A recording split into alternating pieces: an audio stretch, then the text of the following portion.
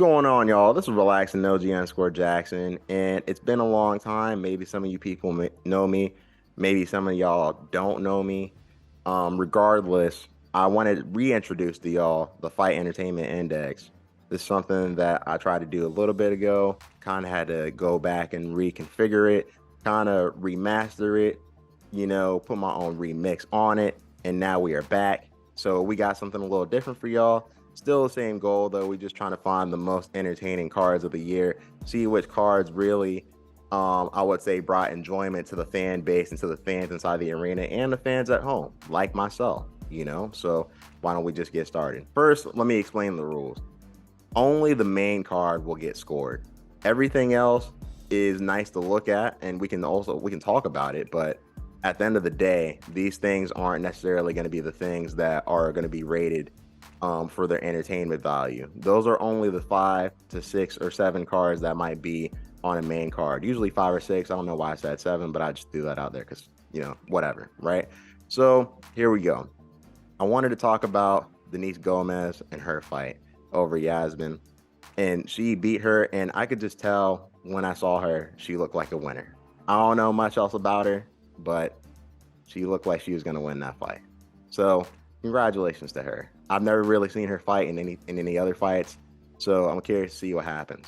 At the end of the prelims, we had Robbie Lawler facing Nico Price, and obviously that fight didn't last long for anybody who might have saw it.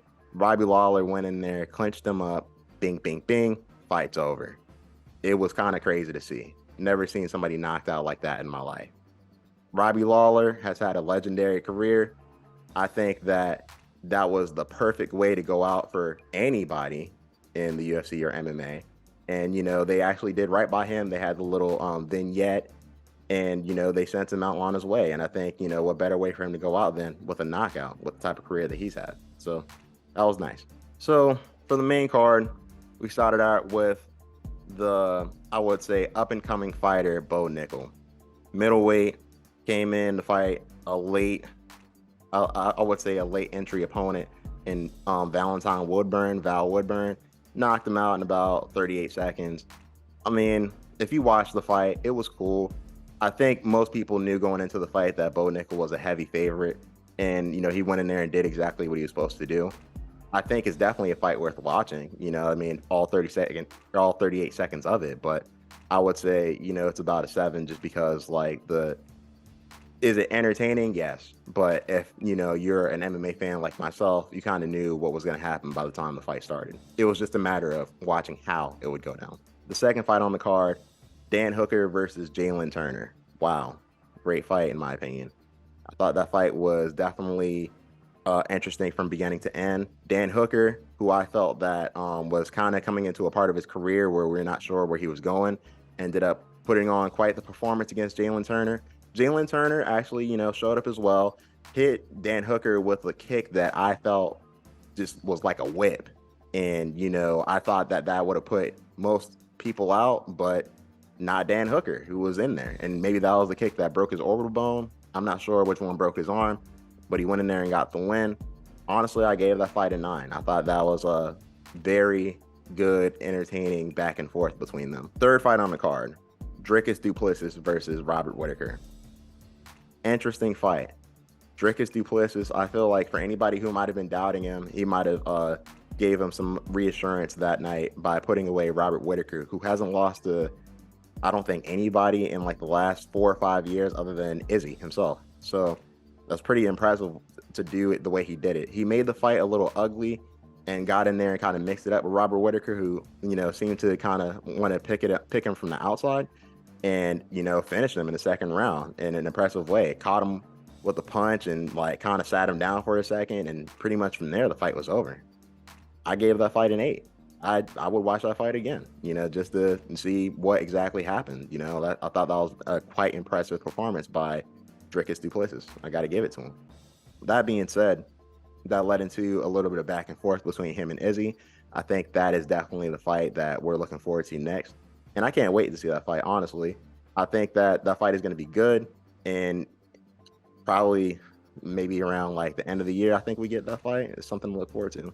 The co-main event, Alexandre Pantoja versus Brandon Moreno. great fight once again.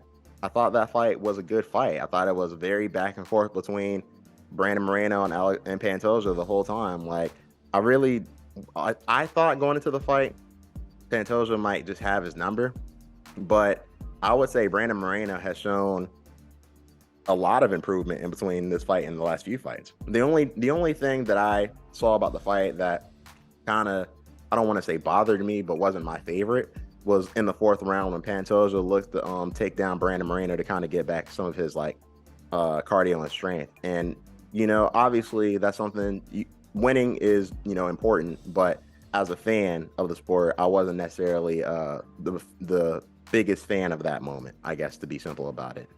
So I gave that fight a 10 still. That fight, everybody should watch it. I think that fight was very good. A whole bunch of big moments throughout the fight. They were both hitting each other with very strong hits. I think that most people who like the sport of MMA can get into that fight and watch that fight and, have a good time watching it. The main event, Volk versus El Pantera. Wow. That was an interesting fight. I wouldn't have thought that Alexander Volkanovski would have put him away like that, but he did. He went in there. He wasn't trying to play the game of seeing whose stand-up was better. Yair Rodriguez, couldn't take the storm that Volkanovski put on him, and he just kind of took him down and wore him down a little bit, leading to a stand-up exchange that kind of, put him away. Some people will say the headbutt, took place and changed the direction or the course of the fight. I'll put it like this.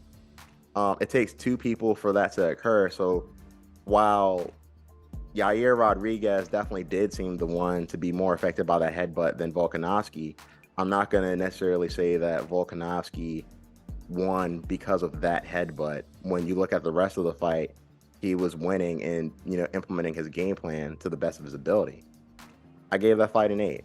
I thought the fight was very good. I thought Volkanovski looked impressive, and I understand why people, look at him as being one of the best fighters in the world. He's not my number one pound for pound. He's just not. But that being said, I think that he is not somebody to be slept on or, how would you say, he's one of the best fighters of our generation right now. And I think that's without doubt. So to say that he's somebody who would lose to anybody in featherweight or lightweight, easily for that matter, I feel like would be a mistake. But that's just my opinion. What did you think of the card? What would you rate it out of 10? What was your favorite fight? Definitely let me know. Leave a comment, subscribe. Reach out to me on any form of social media, relaxandnog_Jackson. I'll be there. Threads, Twitter, whatever you want to do. We can talk about it. Let's discuss. Thank you. I'm out. Peace, y'all. Until next time.